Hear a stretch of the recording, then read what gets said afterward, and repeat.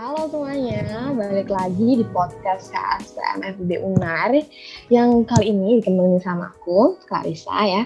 Tolong ya, walaupun suara aku agak cempreng, tapi jangan di skip karena hari ini tuh topiknya bakal seru banget, bakal asik banget, so stay tune, oke? Nah, uh, teman-teman tuh pada ini nggak sih, sadar nggak sih akhir-akhir ini tuh investasi jadi topik yang hot banget di mana-mana, yang dibahas di mana-mana ya kan? Nah, kalau kita itu aware, nih banyak banget iklan investasi itu menyasar nih atau mentarget kaum milenial, Gen Z, alias nih kita semua nih. Nah, karena semuanya udah serba digital ya kan, dan sebagai generasi yang dianggap melek teknologi dan finansial, artinya kita itu udah dianggap fit ya, atau udah cocok untuk masuk ke pasar modal ya kan. Tapi ya gak semua orang untuk berani dan atau beberapa orang juga masih bingung gitu kan soal pasar modal, kayak aduh apa nih, aduh nggak paham, aduh takut rugi gitu kan, dapat gitu, pemikiran-pemikiran kayak gitu. Nah, dalam podcast kali ini yang aku bilang topiknya seru tadi akan membahas tentang tips ya atau kiat untuk memulai terjun ke pasar modal gitu. Karena ya gitu, kita udah fit sama pasarnya dan juga menarik banget kan untuk bahas soal investasi dan segala macam. Tapi ini aku nggak sendirian nih, aku bakal ditemenin dari dua rekan dari Ristek KSKM FEB Unair. Nah, di sini ada Farel di sini. Halo Farel. Halo Kak Clarissa, halo teman-teman semua. Oke, nih juga ada satu lagi Aira. Halo Aira. Halo Mbak Faisal, teman-teman semua. Nih, jadi dua teman-teman ini, Farel sama Aira ini adalah teman-teman dari Ristek KSPM FEB Unar yang mereka tuh menganalisis langsung pasar modal. Jadi di KSPM tuh mereka yang cukup ngerti gitu ya secara langsung pasar modalnya kayak gimana. Nah, Farel sama Aira tadi tuh aku di awal-awal udah nyinggung nih masalah investasi gitu kan. Sebenarnya kan ini instrumen investasi di pasar modal kan ada berbagai macam ya, ada saham, ada reksadana, terus ada obligasi, ada ETF dan juga banyak banget ya kan. Nah, untuk Farel sama Aira tuh dulu waktu awal-awal investasi tuh memilih investasi apa sih dan apa pertimbangannya? Aku mulai dari Farel dulu.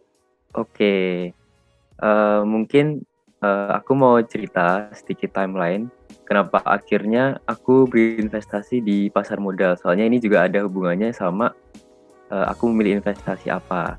Nah, jadi awalnya aku itu tertarik dengan dunia finance atau keuangan. Berangkat dari hal tersebut, aku mulai explore dan dapat satu webinar tuh yang bahas tentang perencanaan keuangan. Di dalam webinar ini, si narasumber tuh jelasin tentang cara membuat kebutuhan jangka pendek, kebutuhan jangka menengah, dan kebutuhan jangka panjang. Lalu dia juga jelasin tuh cara mencapai semua tujuan keuangan tersebut dengan berinvestasi dengan hukum compound interest. Nah, setelah dari situ, aku mulai bikin tuh peta keuanganku sendiri dan mulai cari tahu instrumen investasi itu ada apa aja di pasar modal. Lambat laun, aku sudah memiliki peta keuangan. Di dalam peta keuangan itu, aku ngelis apa aja kebutuhan jangka pendek dan kebutuhan jangka panjangku. Untuk kebutuhan jangka pendek, itu aku memilih berinvestasi di reksadana pasar uang. Karena menurutku pribadi, produk tersebut nggak ada resiko untuk nilai asetku itu berkurang. Dan itu cocok banget buat aku dan buat teman-teman untuk menjadikan reksadana tersebut menjadi dana darurat. Sedangkan untuk kebutuhan jangka panjang seperti uang untuk membeli rumah, lalu dana pensiun, nah aku berinvestasi di saham. Walaupun saham ini memiliki risiko yang cukup besar, tapi return yang ditawarkan oleh saham ini juga cukup besar. Oke, jadi Farel ini udah penasaran dulu, udah pengen tahu dulu soal finance, baru dia akhirnya mencari-cari, nah akhirnya ketemu nih investasi yang cocok untuk jangka pendek sama jangka panjang dan disusun-susun gitu ya Farel ya, sesuai kebutuhan ya Farel ya. Iya benar. Oke, jadi teman-teman yang pengen memulai ini bisa juga untuk melihat jejaknya Farel ya dalam berinvestasi karena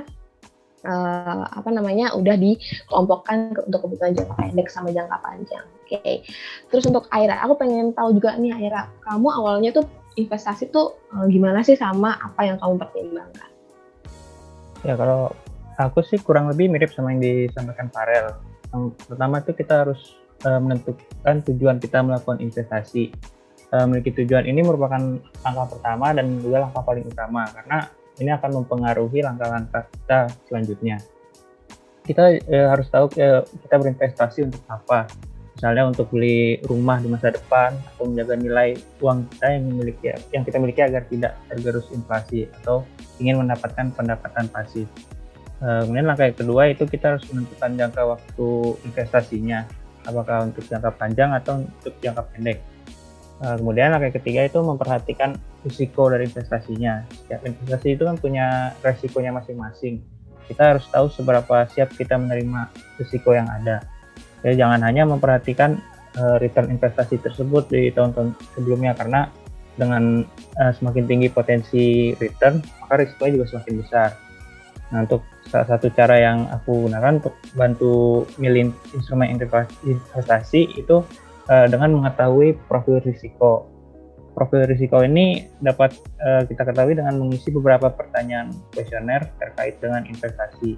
Nah, dengan tahu profil risiko ini, kita dapat menentukan apakah kita adalah investor yang konservatif, moderat, atau agresif.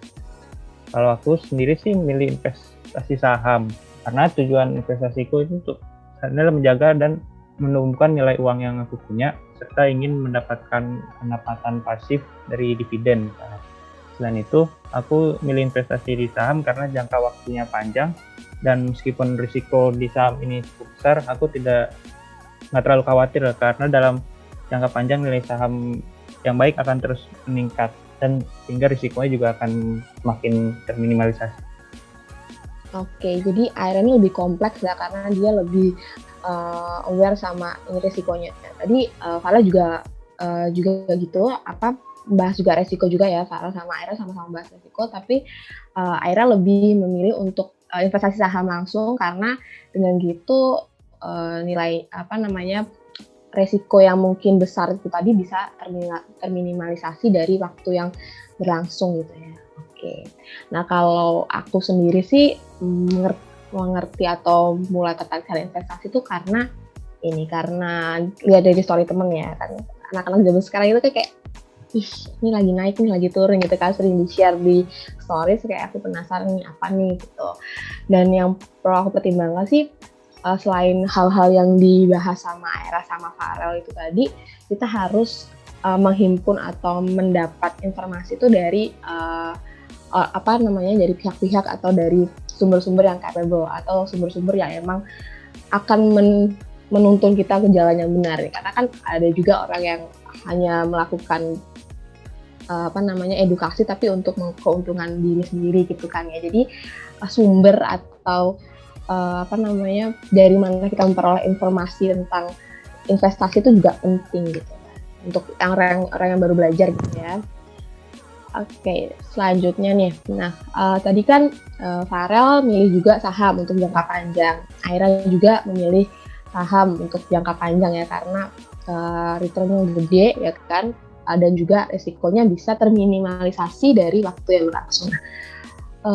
Terus untuk Farel sama Aira gimana sih cara memilih saham yang tepat nih untuk pemula? Karena kan pemula kan pasti kayak masih bingung nih untuk lihat resikonya gimana ya, untuk ini gimana sih? Jadi aku mau tanya gimana cara kita untuk para pemula ini untuk memilih saham yang tepat.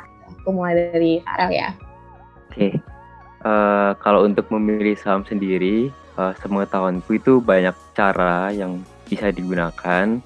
Tapi kalau untuk aku pribadi, aku memilih saham itu menggunakan analisa fundamental.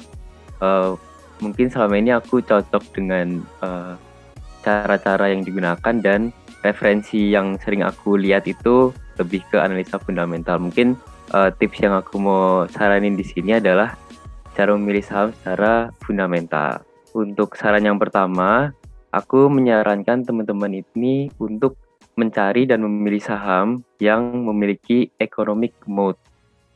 Economic mode yang dimaksud ini maksudnya perusahaan tersebut memiliki keunggulan kompetitif yang nggak dimiliki oleh pesaingnya. Mungkin contoh gampangnya itu kayak Indofood dengan produk Indominya atau BRI dengan bank yang identik dengan usaha kredit rakyat yang cukup baik. Nah, lalu kalau bisa perusahaan yang dipilih merupakan market leader di sektor industrinya.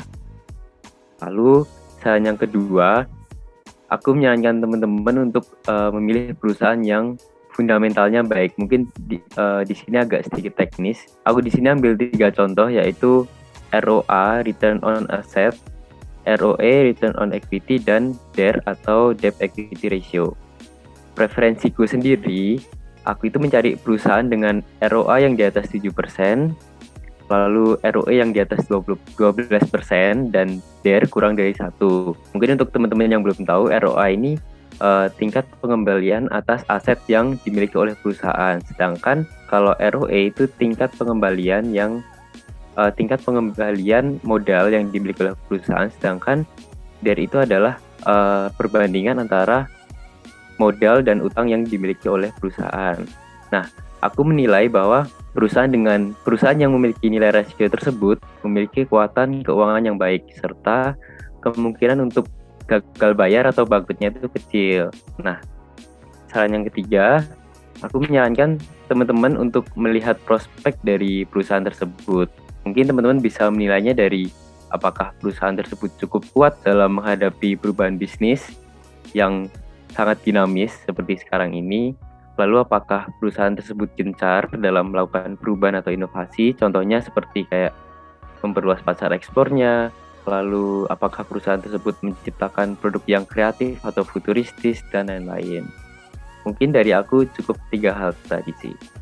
Oke, jadi Farel ngasih kita caranya tuh ada ini ya, lebih fokus ke perusahaannya tuh prospeknya kayak gimana sih gitu kan. Kalau kita beli sahamnya tuh ke depannya tuh dia bagus nggak ya gitu. Maksudnya sehat nggak sih keuangan perusahaannya. Jadi bahas ROA, ROE sama DER kayak balik lagi ke manajemen keuangan ya untuk teman-teman yang kuliah di jurusan ekonomi gitu ya. Kita balik lagi sama manajemen keuangan yang bikin pusing buat ngitung ROA sama ROE-nya. Tapi nggak usah khawatir karena kan semua yang ada di pasar modal itu udah langsung tersaji gitu ya, ada ROA sama ROE-nya kayak gimana. Jadi walaupun pusing nggak apa-apa, kita kan sambil belajar juga ya kan, semakin banyak pengetahuan semakin bagus gitu. Jadi itu ya dari Farel tadi untuk ngelihat kedepannya tuh kira-kira perusahaan ini bagus atau enggak untuk kita berinvestasi di dalamnya. Oke, aku lanjut ke Aira. Gimana Aira? Saran gimana cara untuk melihat saham itu bagus atau enggak? Ya, kalau aku sih setuju sama yang tadi Farel bilang bahwa dalam memilih saham yang tepat kita harus lihat dari sisi fundamentalnya atau dari sisi keuangan atau bisnis dari perusahaannya itu. Aku mau nambahin juga bahwa aku pakai satu teknik dalam analisis fundamental sederhana, yaitu namanya analisis top down. Analisis top down ini merupakan analisis dengan cara menentukan dampak dari kondisi ekonomi makro terhadap saham. Dan langkah pertama kita melakukan analisis kondisi ekonomi makro. Analisis makro ini dilakukan dengan mencermati kondisi ekonomi global atau ekonomi di dalam negeri. Contohnya yaitu dengan mengamati kondisi ekonomi negara yang memiliki hubungan dagang Indonesia. Hubungan dagang ini dapat mempengaruhi kegiatan ekspor produk Indonesia yang kemudian dapat meningkatkan pendapatan perusahaannya. Kemudian langkah kedua itu kita melakukan analisis sektornya. Setelah melakukan analisis makro, kita dapat menentukan sektor apa yang diuntungkan dari kondisi ekonomi makro yang ada. Yang sudah tadi kita lakukan. Lalu langkah yang terakhir adalah analisis emitennya. Setelah kita melakukan sektor, kita dapat menentukan saham perusahaan mana yang memiliki potensi keuntungan dari sektor tersebut. Analisis emiten ini dapat dilakukan dengan melihat laporan keuangan emiten atau perusahaan itu. Misalnya dengan rasio-rasio yang sudah disebutin Farel tadi seperti ROA, ROE, dan DER.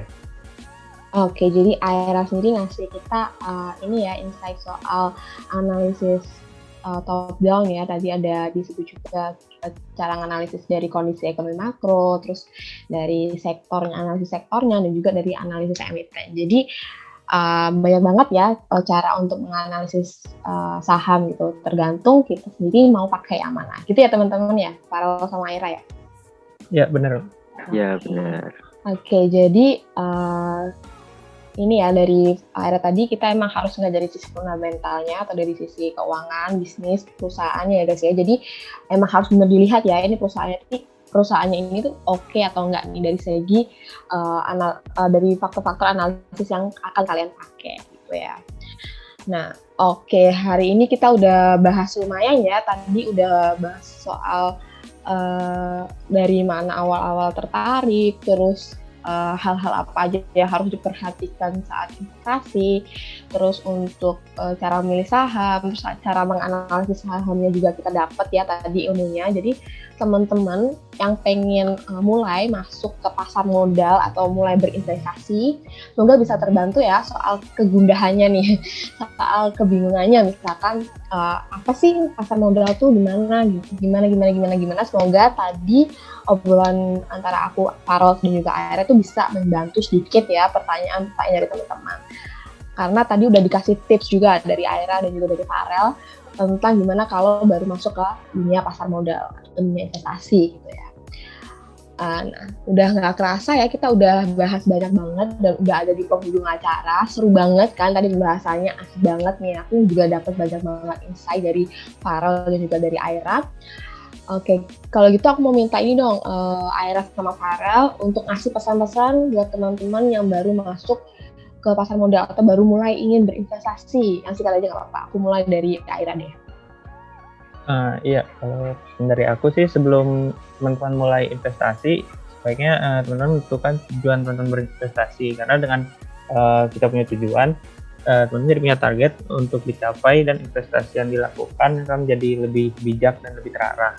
Nah, juga teman-teman sebaiknya juga melakukan analisis itu dilakukan sendiri dan jangan mudah terpengaruh dengan rekomendasi saham dari orang lain. Itu ya sih dari aku. Oke, jangan mudah terpengaruh ya guys ya. Jadi emang harus sumber yang terpercaya yang benar-benar ngelit kita ke jalan yang benar gitu ya dari Aira. Kemudian langsung aja dari Farel, gimana Farel? Oke. Kalau dari aku nih untuk teman-teman yang baru mulai atau pengen memulai berinvestasi saham, kenali profil risiko teman-teman terlebih dahulu. Jangan sampai teman-teman nih semua stres nih kalau pasar saham sedang turun. Karena pada dasarnya pasar saham itu fluktuatif, kayak saham itu naik kadang malah turun gitu. Terus teman-teman harus selalu belajar, baik itu analisa fundamental ataupun analisa teknikal.